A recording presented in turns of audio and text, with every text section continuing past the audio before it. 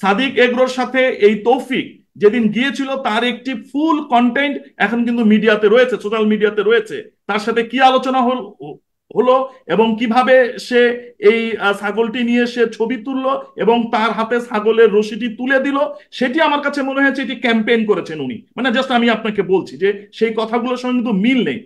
তারপরে যখন উনি একটি বেসরকারি টেলিভিশন চ্যানেলে যখন ঈদের আগে তার 1,15,00,000 টাকার একটি গরু এবং এই ছাগল বিক্রেতা নিয়ে যখন প্রশ্ন তুলেছেন, সেখানে উনি কিন্তু আমতা আমতা করেছেন এবং উনি কিন্তু বলেছেন যে এটি ব্যবসায়ী এক পরিবার কিনেছে, আমি তার নাম জানি না, এটি আমাদের খতিয়ানের ভিতর আছে, অর্থাৎ তার যে দলিল বা বিক্রেতার জায়গা সেখানটি রয়েছে। আসলে এর সুষ্ঠু একটি তদন্ত হওয়া উচিত। কারণ হলো যে মেন স্ট্রিমের দুটি চ্যানেল কিন্তু এর যে ওনাকে নিয়ে রিপোর্ট করেছে। প্রথমে করেছে সময় টেলিভিশন, এবং সময় টেলিভিশনের যে নিউজ এসেছে সেখানে ওনারা কিন্তু এই ইফতির যে মা তাকে কিন্তু দ্বিতীয় স্ত্রী হিসাবে কিন্তু দেখিয়েছেন।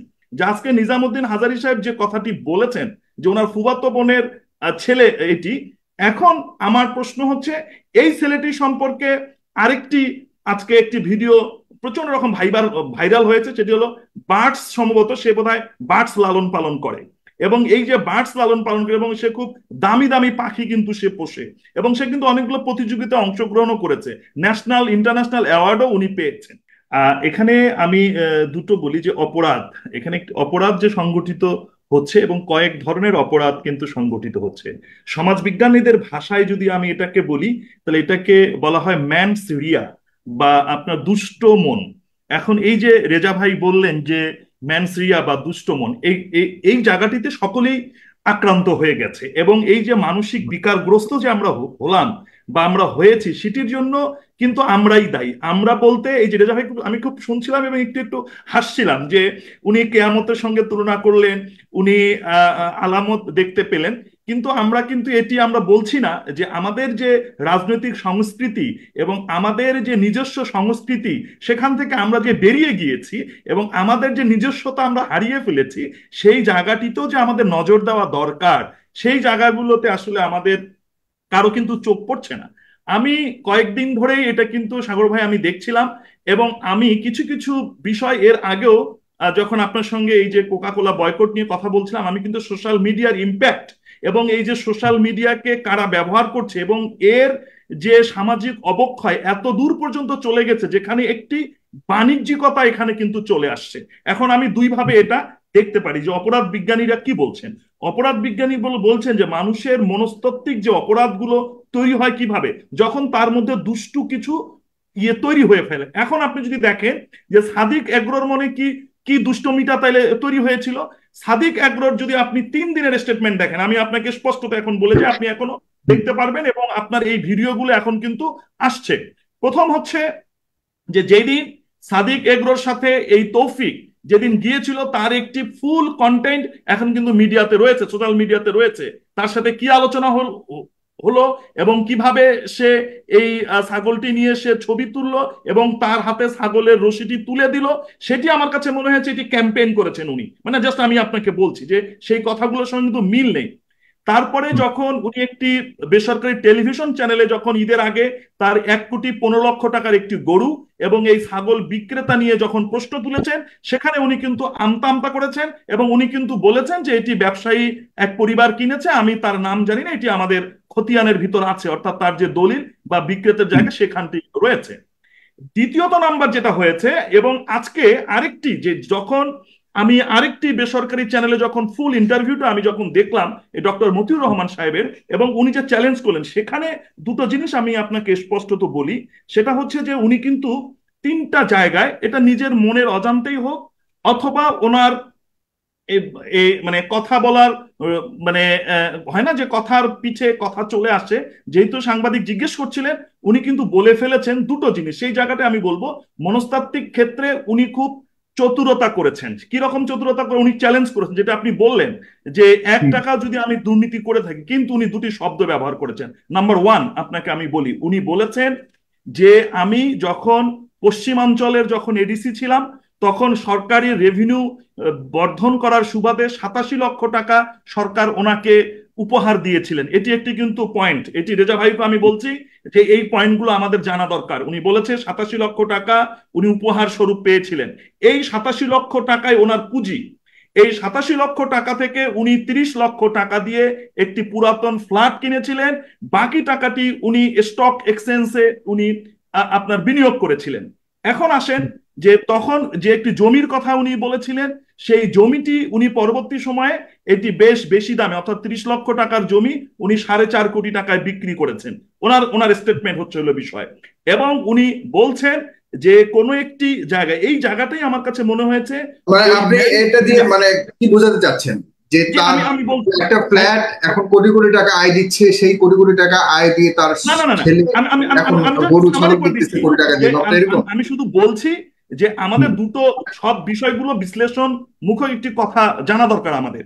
যে উনি কিন্তু আরো দুটো জিনিস বলেছেন এখানে। আমি বলছি যে চতুরতার যে জায়গাটি আছে সেই জায়গাটি আমি বলছি যে উনি এখানে জমি ওনার ইনভেস্টমেন্টের কথা বলেছেন, এবং দ্বিতীয়ত পক্ষ উনি বলেছেন যে উনি দুটো কোম্পানির শেয়ার কিভাবে উনি ইনভেস্টমেন্ট করেছেন এবং শেয়ারে কিভাবে যুক্ত হয়েছেন। এবং এখানে একটি মজার তথ্য কিন্তু উনি দিয়েছেন সাগর ভাই। রেজা ভাই এটি কেন স্কিপ করেছে আমি জানি না। উনি বলেছেন যে দুটো কোম্পানির নাম বলেছে, আমি কোম্পানি দুটোর নাম বলতে চাই না। উনি বলেছেন যে এই কোম্পানি দুটো দুর্বল ছিল এবং উনি ওখানে কনসালটেন্সি করতেন, এবং এই ওনাকে পরামর্শ দিয়ে আগামী 1 বছর বা 6 মাস বা 3 বছরের মধ্যে এই কোম্পানিটিকে লাভবান কোম্পানিতে রূপান্তরিত করা যাবে। ফলে ওই কম দামি শেয়ারগুলো উনি কিনেছিলেন। কেনার পর 1 বছর পরে বা 3 বছর পরে এই কোম্পানি উনি 3 গুণ 4 গুণ, অর্থাৎ 16 টাকার শেয়ার উনি 58 টাকায় বিক্রি করেছেন। এবং ওনার যে মেয়েটি বিদেশে থাকেন, অর্থাৎ কানাডায় থাকেন, এবং তার বিবাহ হয়েছে, ওনার নামে যে 1 কোটি টাকার শেয়ার, সেই 1 কোটি টাকার শেয়ার কিন্তু 13 কোটি টাকা নাকি হয়েছে। আমি বলছি এই বিষয়গুলো বিশ্লেষণ করার যোগ্য যে একজন কর্মকর্তা এত টাকা, আপনি কি বলতে চাচ্ছেন যে তিনি ব্যবসা করেছেন? তিনি তো একজন সরকারি কর্মকর্তা, ব্যবসায়ী তো করার কথা, উনি তো কোনো ইনভেস্টমেন্ট করার কোনো সুযোগ নেই। এটা তো প্রথমত প্রশ্ন এক। আর দুই হলো ওনার সর্বশেষ স্টেটমেন্ট যেটা হলো ওনার ছেলেকে দিয়ে অস্বীকার করেছেন।